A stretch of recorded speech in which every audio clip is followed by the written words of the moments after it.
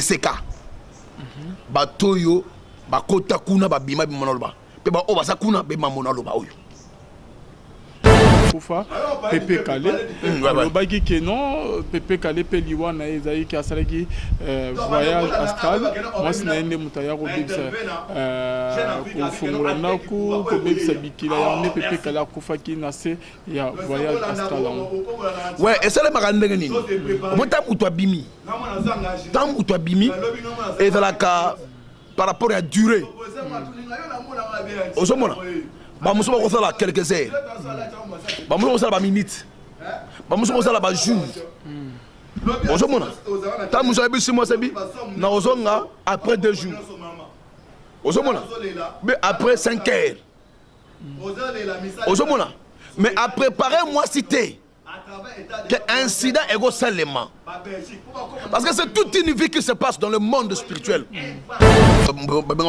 eseka batoyo bakota kuna babima bimonaloba pe ba obasa kuna be mamonaloba oyo osomona alors maintenant qu'est-ce qui s'était passé or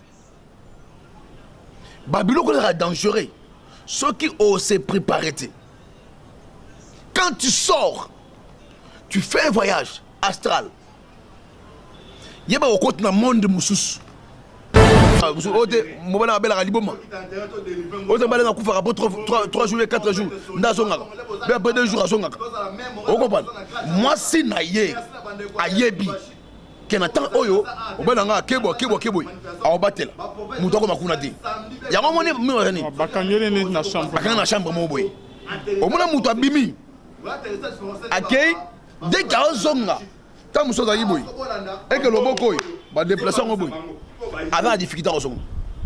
Ah bon? Ouais, la difficulté à zonga. Il faut dans la même position. Même position. Ce gars zongi, na ma casse zongi, le beau gars boy, le raote mon tableau AVC. Il part. Bilokwan. Pas de monde on appelle AVC. Oh bah bouger qui est né. Pendant qu'il a voyagé. Pendant qu'il a voyagé. Donc ce gars a ça du voyage il faut attirer dans la même position. La même position. Simba était pas bouger. Voilà.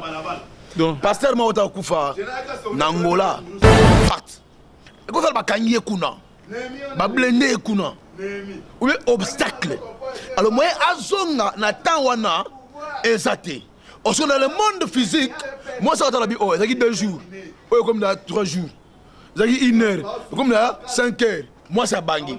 Ako comme un hôpital, au Koufi. Au Koufi, c'est fini. Ozonga soudi. C'est comme ça là. C'est bamisu bakufa na bango. Bakufa bongo, la plupart bakufa bongo. Non mona mutu ba ba tiena morgue a otoka. Mais ebembe rotoka ndenge nini. Mona mususu bakufa tiena morgue a olela. Mais monsieur. Tout ba tabor ba bisayo. Bakumye ebembe elela na morgue. So elela ndenge nini. Yese ebembe déjà. Akufi. Torture azo kuna. Dans le physique seulement. De réalité spirituelle, nous le vivons dans le monde physique. Maintenant, ces gens-là, on peut se gloire. Mais on condition ils ont besoin. Il y a partie na bango et à la macasse. Alors, bah ça la casse qu'on dengenine. Soukanango, bakoma ko doda batuna bango. Il y a un livre érigé par Paul Tutel qui dit quelque part que c'est ici que tous les hommes oyo bakoti na ba science oyo ba regrette le pourquoi parce que bakoti. Vous comprenez? Bah comment mon clair?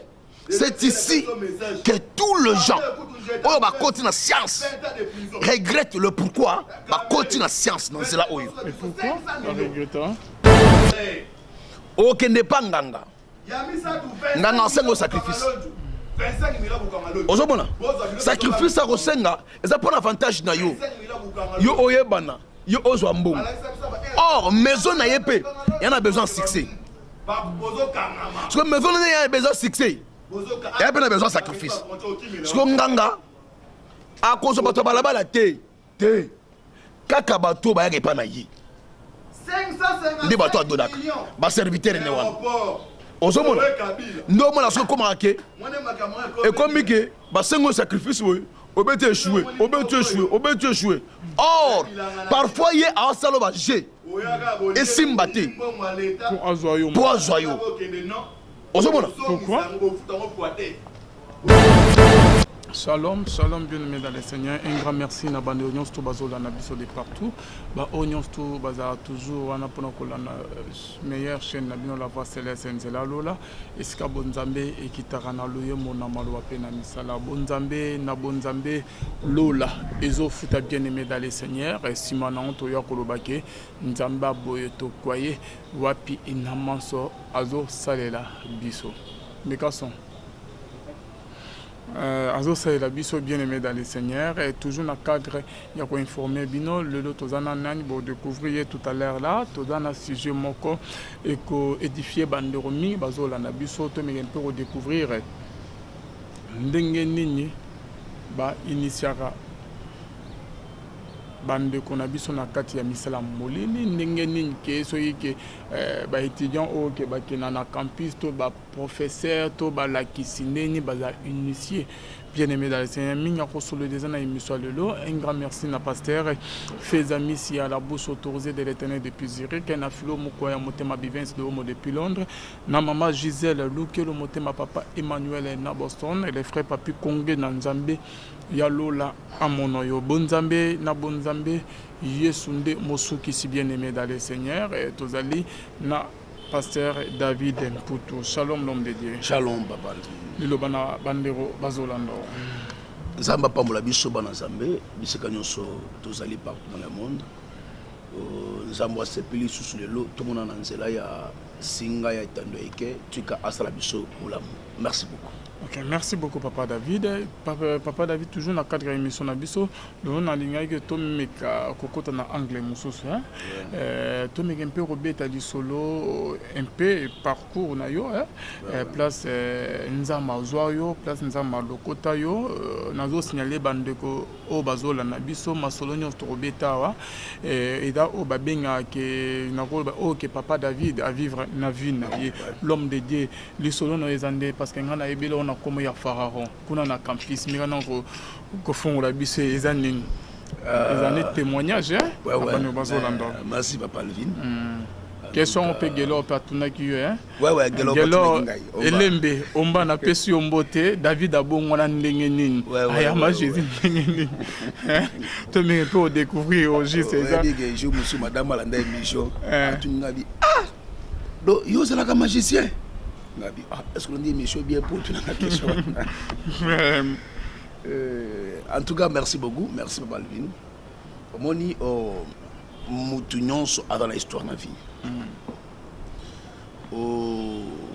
Mutu jamais a recommandé quelque part sans qu'il abandonne quelque part à l'écart quelque part. C'est comme ça la logique de la vie. En fait, conversion nangai, ça n'a pas été facile et ça m'a histoire tellement moulaï, tellement mojindo. Je pense au Yebi, il y a gauche droite été, aux Abnandeko, au Yebi mon parcours. En fait, au Yebi on bien que je suis un sportif, je suis judo, karaté, boxe et tout ça qui n'angambo ya bato makasi. Ti to mata ba campus. Na campus wana je pense que les amis oyo ba zolanda bayebi na campus wana bazo benganga pharaon c'était pas facile ngana mata campus na idée ya kokwesa ba légende nyons o bazaki na campus ba maître basaki ba combo tout ça et quand je suis parti au campus en tout cas na salaki amo na tellement la population à tel point que son côté en auditoire. Il y a 2700 étudiants en auditoire, mais au téléma. Ça, ce n'est pas une histoire fabriquée, Guilain, de Goya Omba, Aïe Mambo Nazoloba, pendant téléma, l'auditoire, donc c'était comme ça là. Si par rapport à succès, il y a un campus, Combo et Tambol, il y avait des professeurs, Bandegoya Ulukangai, Pharaon, et Tambazoya, bah au moins yonde farao bon. Et c'est comme ça par rapport na yango il y avait d'autres professeurs bah ils sollicité ngai kokuta na banzela mususu. Là on ne connaissait pas encore Christ, je ne priais pas, donc ma prière en tout cas na mutuna ngai ne ba yangote. Alors je t'ai sollicité na ba professeur tellement ébélé, il y a liboso na autant comme on a été, mais il y a professeur, il y a droit privé. Il y a droit privé. Et ce monsieur n'a pas voulu seulement m'initier, mais il a besoin de l'Exanga. Ok. Donc, pour ça, nous avons comme parrain. Alors, on a un campus, on a fait sous frais académiques. On a reçu ma syllabiste. On a cherché ma cambou. Non, c'est aussi sa classe. Or, l'histoire est bien à campus. Bana o ba parena bango bongo na ba anno terminal na bamba kufaka. Ouais. Alors tangu baye ko expliquer ngango na se retirer ki musika naï. Alors tant na se retirer lokola campus yi monde moko ya mélange ya ba type ya ba esprit. Alors je me disais de moi que faut na lukape na zalamakasi spirituellement. Alors là, je ne connaissais pas encore Christ. Je m'étais dit, na lukana kota, na anzela ya banzambe musu ba science occulte. Alors na campus science oyo, et c'est la garage plus na campus et science auto benga et kankar. Et kankar ne bazo benga la religion du son de Dieu et de la lumière. Oyo wapi bazana nzambe komone submad. Ne nzambe na bango. Oyo wapi accordonaka religion wana. Alors auteur il y a docteur hyper spirituel, il y a Ekankar nde mutu bazo benga Paul Tuitel. Avant la mwana na ye comme na Harold Clem nde successeur na mwana o aboti biologiquement. Alors bango nde ba fondateur il y a religion ou secte au bazo benga et kankar. Alors na campus et zarate qui a robatama non, même le comme couramment tout le monde en onde tout tira ba fiche na biso, il y a ba évangélisation na ba balabala tout doit afficher tout ça. Et c'est de même aussi na campus ba no bambango partout ba do tira ba fiche na bango to na réunion na bâtiment administratif tout ça. Et ben étudier bandoki. Les gars n'ont permis qu'on a. Ouais, qu'on les a permis, Et plus précisément, il y a un homme moto ben homme 20. Na homme 20, ben étudier campus ou les gars na campus c'est homme 20. Et na homme 21 na des places open na base na bango esaleli.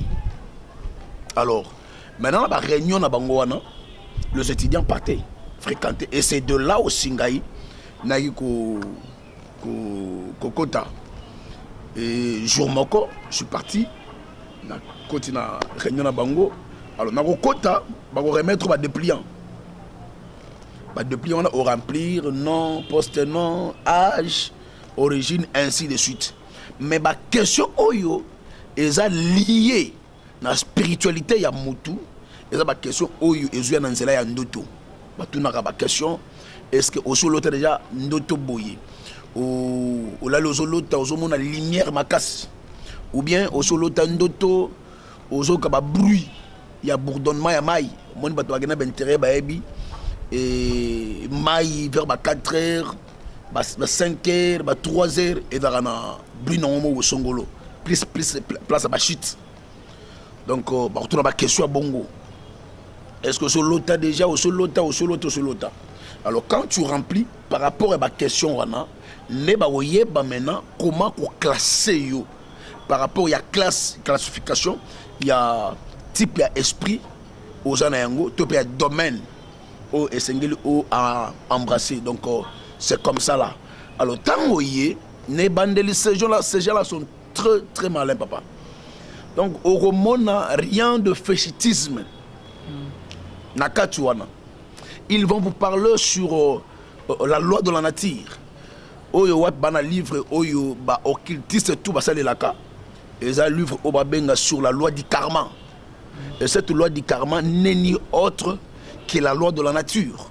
Or la loi de la nature, ce que dans la Bible, dans Exode 20, au moins 10 commandements, ça m'a fait ça dans Moïse. Koyibate, Kobomate, Kozomosha Mutute, Tosa Boboti. Donc c'est ça là, la loi du karma. Alors, tant que kuna baba no table blogwan. Koyibeza mabe, Kobomeza mabe. Mais ce qu'on va nous mobi ah. Mais c'est déjà ici. Tu regardes que basa batu mabe. Batu bakisi. Mais marambate, ne marambate en église. Donc il n'y a pas de différence. Alors, Nzoka ezalaka pambu o batia na ndobo, babo keli mutu. D'abord la mbisi. Mbisi azola malem ti akoba na amson et kangaye. Et c'est comme ça que bon basalaka. Alors tangu ba yena message wana yo mo bi oh mais ils sont dans le vrai. Ils ne sont pas dans le faux. Osomona. Alors tango banda kolanda bango malembe nde okweya na kati ya piège na bango. Piège na bango zalaka wapi. Parce que quand tu viens d'abord bayambio obani ko leka na enseignement na bango ozoye kola.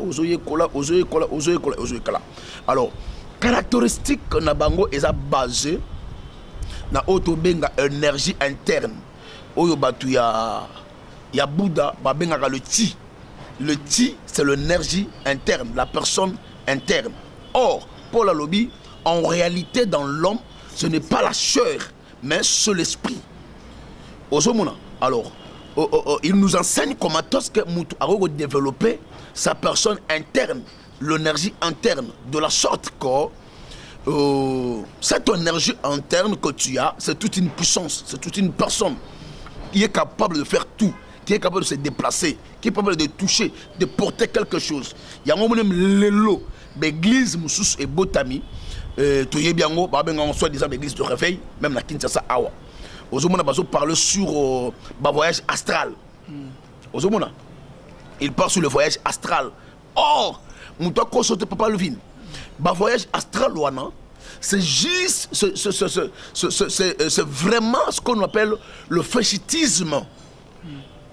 Bondoki mobimba ya wana pasteur basala quand tout monde ba pasteur ebe ba oui na Kinshasa awa bazo beta yango ozomona voyage astral voyage akaza awa te awa après c'est muso ate kisanganya abimi kuna ba église mozala na bandal awa ozomona et ce pasteur là le prêche.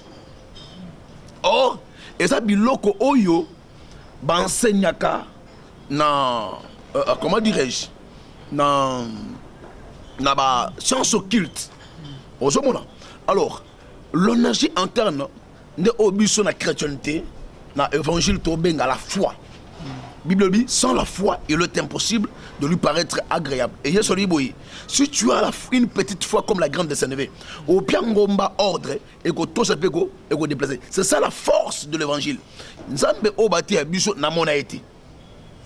On a cru qu'il existe et nous le voyons en œuvre. C'est la foi. Alors, et Bango maintenant, il ne parle pas de la foi, il parle de l'énergie interne. Alors, maintenant, ce qui montre comme un niveau, il y a qu'à utiliser l'énergie interne. Avant, comme un niveau, on a qu'à traverser la période autobine, la période d'initiation. Période d'initiation, on est au but de la chrétienté. Toujours bengo la ngo koyamba Yesu, ko bongo la motema. Autre le grand anzela ya baptême. Ya mai okufi na Yesu osekuna na Yesu. Alors na kati ya initiation wana ne place au bateau belé bateka ba âme na bango pas diable. Parce que c'est un engagement sacré. Tu acceptes le diable dans ta vie et au pessier âme na yo. Âme na yo est comme yaye. Yango moni ces gens là, soga lingi abo mayo bagana mawati. Une personne qui est capable de tuer sa mère, son père, son fils. Pourquoi? Parce que âme naïe déjà est comme il possédé et pas un diable. Alors, le niveau wana à la souna mawati, sur la ça l'action. Et c'est comme ça que le monde wana va évoluer, le monde wana va avancer. Ils les utilisent comme ça. Alors, comment est-ce que Makambwana est ampleur makasi na kati ya société? Papa Alvin.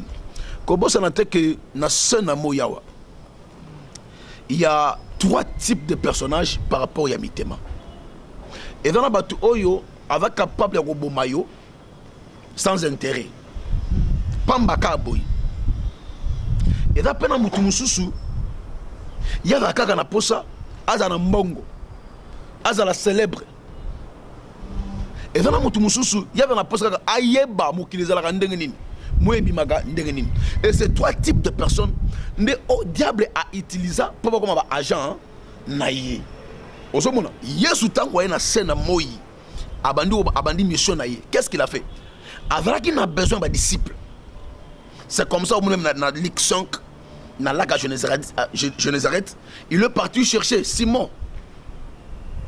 Autoben le Pierre. Osomona, pour initier na musala na ye et atika lelo kokamba musala après ye. C'est de même aussi avec le diable. Diable peut aluka kabatu. Oyo ako travailler na bango. Maintenant batu au diable aluka ka pour travailler na bango. Nde batu o bana mitema bongo. Tozu Genèse 4. Au moment histoire ya Caïn et Abel. Pose-toi la question.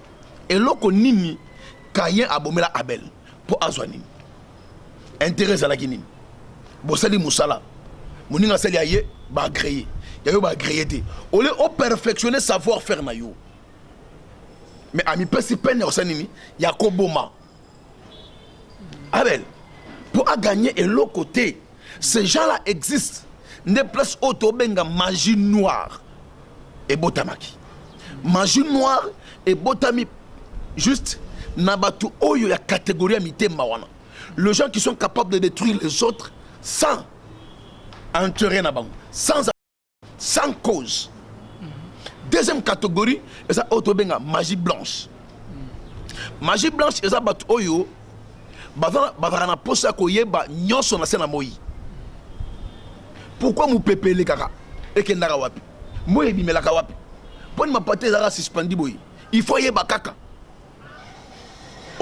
Et le diable utilise maintenant Batouana pour baluka bazwa sagesse, bazwa connaissance. Ndenge to moni Salomo. Selon l'histoire à Salomo bien. Salomo même a causé même banzame mususu na kata temple, na kata Jérusalem. Il est allé toucher à l'occultisme. Dans la Bible est claire au moment où tout ça pourquoi il a besoin il y a ayeba azwa sagesse. Il y a mokili mobimba. Il y a un moment même la souka, ta vanité de vanité, tout est vanité. Il sait le pourquoi il avait dit ça. Il a touché à nous, à comprendre ce que non, non, nous avons mené mon cause. À part Nzambe, Moussous Azali, Te, nous sommes tous les gens, Pamba, pour souka, tous la babélé. Troisième catégorie, la naissance c'est magie rouge. Magie rouge est peut-être mis par rapport à Batounim. Batou Oyo, on a besoin de valider.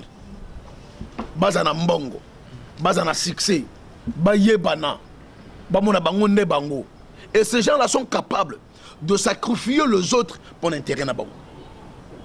De détruire les autres pour l'intérêt na bango. C'est du bango balia, bango va se retrouver, mais au profit, il y a qu'à détruire Batou, Moussous.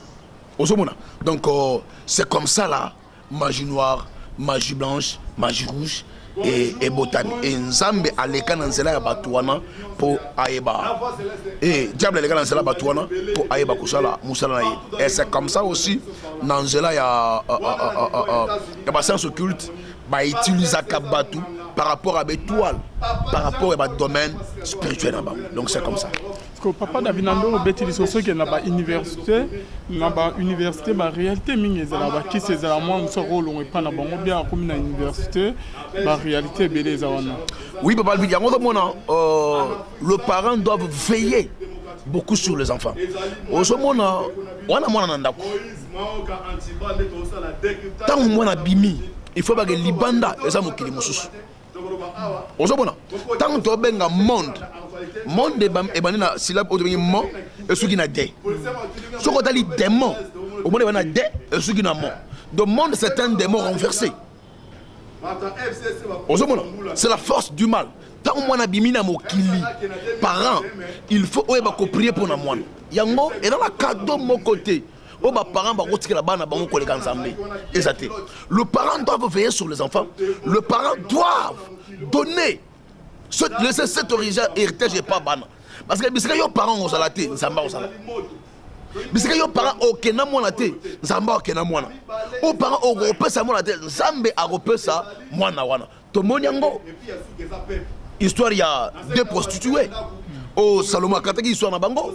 Donc, au moins, la Bible dit que maman Oyo, a l'allé la moine na boutou. Maman Nino a gondi ma bon moine. Avate, au moins, Zalandoki. Vous comprenez? Malgré affection maternelle, amour maternel, mais on se rendre compte que maman Oyo, c'est pour dire que l'homme a une faiblesse, l'homme a une incapacité quelque part, mais au-delà de la faiblesse humaine, au-delà de l'incapacité humaine, il y a Dieu. Voilà pourquoi les parents doivent veiller sur leurs enfants et doivent montrer aux enfants la voix de Dieu. Qu'est-ce qui se passe? Moi, je sortais chez moi, chez nous, à la maison. Nabimi bien, Naza bien, papa, Alvin, il suffit na kiti kaka. Na campus Nare, na kiti kaka boye. Na nyatika sey ya campus. Esprit na gina ngwe longwe. Authentique n'a changé. Na razu o na réalité. Na comme l'esprit moko boye. Donc, il y a l'oyenge, tout ça. Mais quand tu sors du campus, aujourd'hui, c'est normal. Quand tu es dans la sainte, on a l'esprit moussous. C'est un millier de gens. Oh, bah, ça va sacrifice et bah, professeur na batang sarawana. La plupart, bah, dans secte, qui ne les connaît pas. Aujourd'hui, bah, dans Manzele Belé, bah, ça n'a pas bien recteur. Ils font des sacrifices. Alors, il y a que milliards bongo, tant que moi nazo kende, et c'est ngeli autre fondement ya Yesu na kata mwana. Sinon, moi na oza dérouté. Il y a un bana mususu, basala ka bien. Akoli pe vierge. Mais akomi ka na université, ba de vierge. Moi na musu akola ka na bien na ndako. Maman à université a baby. C'est un millier oyo bana bakuta naka.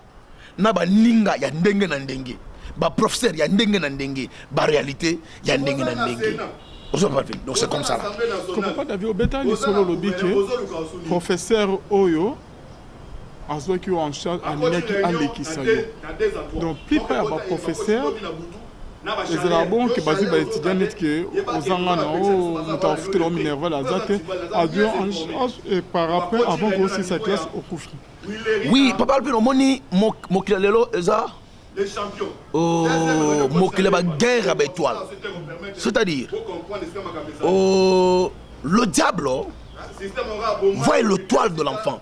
Il y a en même temps, il y a soit Botami.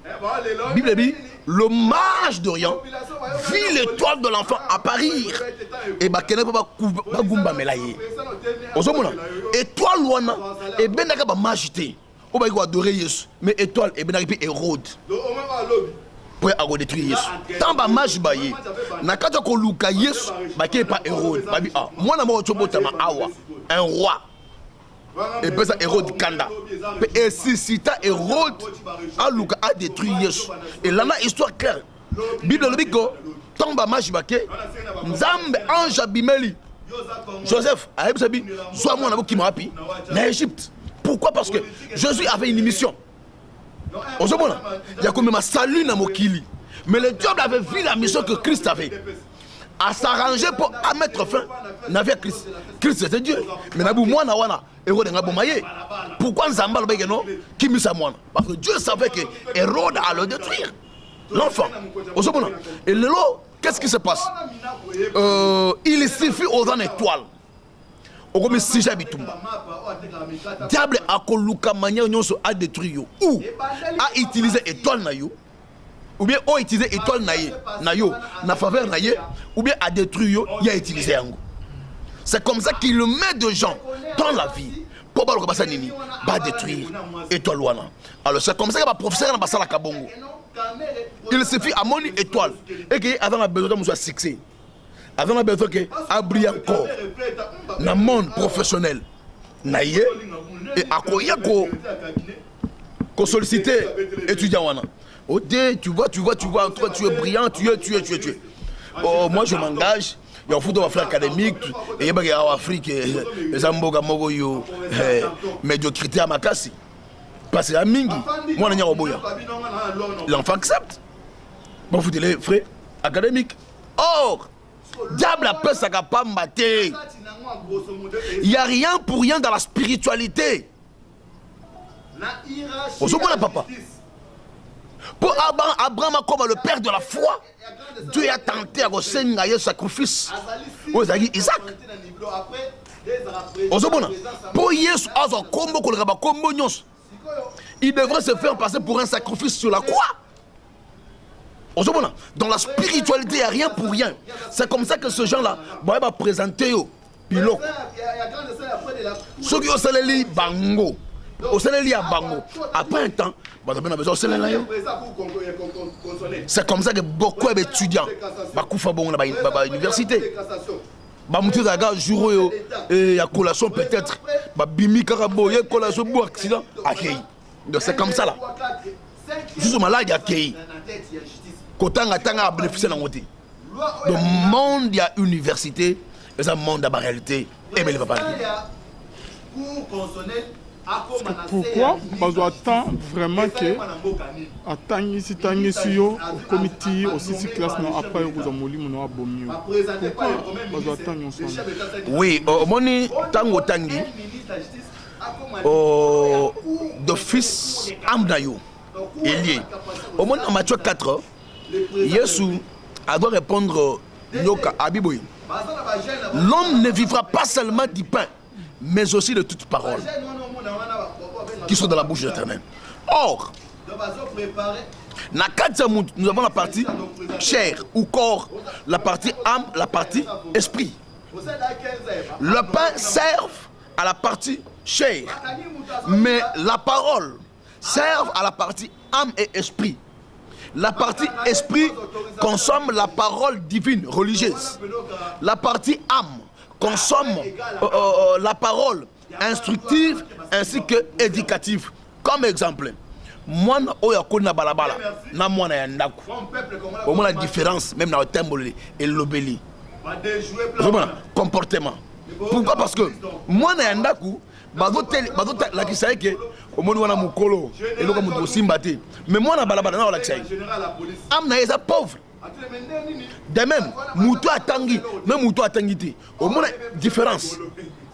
Pourquoi? Parce que Am ya Moutouana est tangité, et lié et va médiocre. Mais oh il est lié école. Différence moussous. Au moins la moi primaire, na moi la secondaire humanitaire à l'université. Au moins la différence. Un niveau de réflexion là-bas. Pourquoi? Parce que oh ya tangi na oui, mais avant le niveau mobile. Oh ya tangi a évolué mon dame. Oh kuna a évolué. Différence à connaissance ces avant. Et am ya Moutou école par rapport à connaissance wana. Ya ngomoni Yesu lui boye. Mon peuple ne périt pas par manque de richesse, non. Par manque de beauté, non. Par manque de force, non. Mais mon peuple périt par manque de connaissance. La connaissance est une richesse. Et c'est la cola. Qu'est-ce qui se passe? Quand l'âme d'une personne grandit, école yango même exemple pour la carte exemple moi et ça clair au moins la carte famille mutu amayele nazoba tala bien balexana liboso si mutu amayele mutu akwiti na mutu normal balexana liboso si mutu normal batika mutu akwiti. Tout ça pourquoi? Même le diable a besoin de la sagesse, de l'intelligence d'une personne pour utiliser. Ce que c'est ngongola pam ba chaokate. Yango je profite pour dire aux autres, batu ba na biso bien aimé. O tengai na sala nini, ngai na iba nani, ngai non mon frère, ma soeur, papa, maman. Et va dire par rapport à toi lozana yango. Ba ko jamais ko bundisa yo te ce que ozana loko te. Dis-toi que tu as quelque chose en toi. Et c'est cette lumière qui brille en toi qui fait que tu mettes les mains et l'andayo. C'est comme ça que ce gens-là, ils acceptent que tu puisses grandir en connaissance après va récupérer connaissance c'est comme ça. Et pasteur David Banobazo Lanabiso après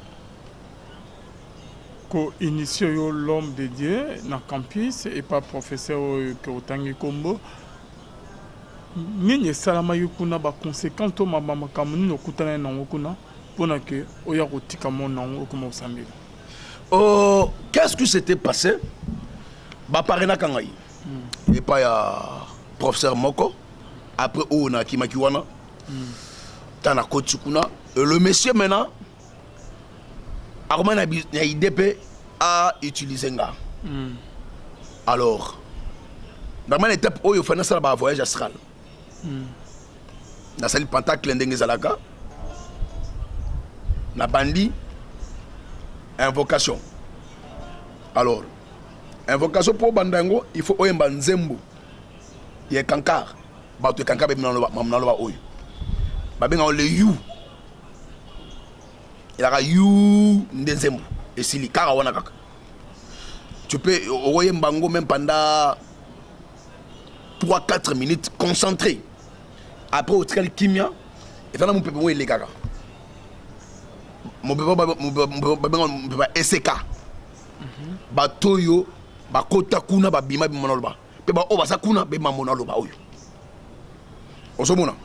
Alors maintenant qu'est-ce qui s'était passé? Or Babylone est dangereux. Ceux qui osent se préparer. Quand tu sors, tu fais un voyage astral. Il y a un monde de Moussous. Je pense que je suis dans le Bamaramouana. Parce que c'est tellement vaste. Kobimobimi, au côté d'un monde, il y a un esprit. Dans mon monde, il y a un esprit. Au côté d'un esprit, Moussous est gentil. L'esprit Moussous est kanda. Il y a un monde qui est même un film. Il y a Jackie, il y a Shaolin, tout ça. Au Somona. Pour Obima maître, na école wana Shaolin, et va y avoir différents types de chambres et sengeli au leka. Au Somona. Et bakote la yo, batu, tope biloko et sengelo bundana yango. Au Somona. Et belé bakufaka. Babimarate. Quand on a fait le voyage, quand tu sors maintenant, au côté de l'angle, côté de la zone, ce qui est dans la zone, il y a des démons qui sont méchants. Et que tu n'es pas fort, Balieyo, Bakangio, est-ce que tu yo a okufi. Et ça m'a dit voyage astral. Au Lali ou comment je ne sais pas. Non, c'est même pas quelque chose à Olala. Non. Kalandé, tout ça. Et se développe pas. Tu peux rester comme ça là. Tu te concentres. Juste sur les pentacles, tout ça. Tu te concentres, tu sors. Et dans la raté que non. Au Lali. Bon temps que vous voyagez, vous bougez. Il y a des problèmes, il y a un moment. Il y a un moment avec non. Oh, quand tu veux faire ça, il faut. Oui, il y a un côté basse. Il y a un moment mingi lelo. Même dans le monde pastoral, il divorce comme belé. Et puis, cause de moi, Zalani. Pasteur Rago, nous sommes ensemble bien. Namouas, Babalani. Mais avec côté dans anglais, Mogoboui. Dans le monde Mogoboui. Or, il y a ça, moi, c'est yes. Moi, mobali kondima est différent. Moi ce soka ndimia ndima kana mutema mobimba. Différent na mobali. Ozomona. Maintenant tango rozonga po ol relaxa moi sina yo nzambe mususu moi cha oboya. Alors moi mobali a mo créer moi c'est pas problème. Suka divorce. Ozomona. Divorce wana. Et salemi azu moi si mususu. Au moins c'est azu wana a rolinga na gloire. O azana yango. Donc avant la facilité, il y a un nimabouzo banewana. Alors basi la plupart ne va simber la ramibel na bamba nzungu na bamba bondoki. Ozomona, il y a la plupart au monde va passer et va divorcer. C'est par rapport à ça. La vie va sauter, mais la plupart elle a dû y avoir la condition là. Ils font ça pour ça. Ozomona. Alors moi si Andimaka na facilité nyos. Quand tu l'acceptes, elle accepte. Elle aime. C'est comme ça la femme. Nde au monde sikoyo, makambo ba voyage astral wana. La plupart ba préparer basi na bango. Moi ça c'est bien non. Mo bana ngasala boy, asala boy. Donc ote mo bana bela liboma. Ote bala na kufa pour 3 jours 4 jours. Ndazonga. Mais après 2 jours azonga. On comprend. Moi si na ye ayebi kenatan oyo obana nga kebo aobatela mutoko makuna di yango moni mi bakangele na chambre bakanga na chambre mo boy omona mutu abimi akei dès qu'il ozonga ta musoza yiboy et que loboko ba déplacer ngo boy avant difficulté ozonga. Ah bon? Ouais, a difficulté ozonga il faut dans la même position ce gars zongi na makasa zongi le beau gars boy leur haute mu dabela fesse la plupart bilokwan bata mu na bela fesse oh ba bouja ki ende pendant qu'il a voyagé donc ce go à ça du voyage il faut attirer dans la même position ba était pas bouger voilà donc pasteur ma ota kufa na Angola tanga kufa na Angola la munene boy bagana ko soye na nzela ya louf tout ça ba tu ba yebi ba mono ba yebi ayi munene anoté bien ayi bena munene pasteur wana alors pasteur wana ayo kota na secte o ba benga ordre Melchisedek ya na Kinshasa aw na Afrique pasteur wazali mukolo ordre Melchisedek wana nde pasteur ordre bandal na tanga kombo na eti ozomona nde mukolo secte wana yango mone pasteur mwa oto akufaki pe na commune na Kinshasa aw na tanga kombo na eti ozomona aya diagonal na église mo baluba quelque part wana alors bakena ko kota na ordre Melchisedek. Maintenant ces gens là ba pas so gloire mais ba la so ba condition na bango nyonso te. Ils ont besoin. Il y a partie na bango ezala makasi. Alors basala kasiko ndenge nini? Suka nango bakoma ko doda batu na bango. Na peu ce exemple moko papa. Okende pa nganga. Nganga sengo sacrifice. Ozomona sacrifice ko senga eza pour avantage na yo. Yo oyebana. Yo ozo ambo. Or maison na yepe, il y en a besoin de succès. Parce que maison na y a besoin de succès. Il y a besoin de sacrifice. Parce que nganga a cause bato balabala te. Kaka bato ba yake pa na yi. 550 bato adodak. Ba serviteur ne wana. Ozomona. Ndo mona so koma ke. Et comme que ba sengo sacrifice we. Obé échoué. Or, parfois, il y a un salaud à G. Et Simbati. Pour Azoyo. Pourquoi? Diable, ce n'est pas une personne à coopérer. Mais bien aimé, il y a un livre érigé par Paul Tutel qui dit quelque part que c'est ici que tous les hommes, oyo ba koti na ba science oyo ba regrette le pourquoi parce que ba koti. On doit comprendre. Bah comment on clair? C'est ici que tous les gens, oyo ba koti na science, regrette le pourquoi ba koti na science non c'est là oyo. Et pourquoi on regrette? Oui mais il y a de ces gens là qui étaient à Yesu. 100 millions. Aïe vous tika ngai. 100 millions. Oui bon. Asi azwa amna ye. Atekango. Na diable. Comme exemple bandego wa kufa we ba na États-Unis bana nyoyo. Musicien wa kufa oyo. Jackson. Osomona.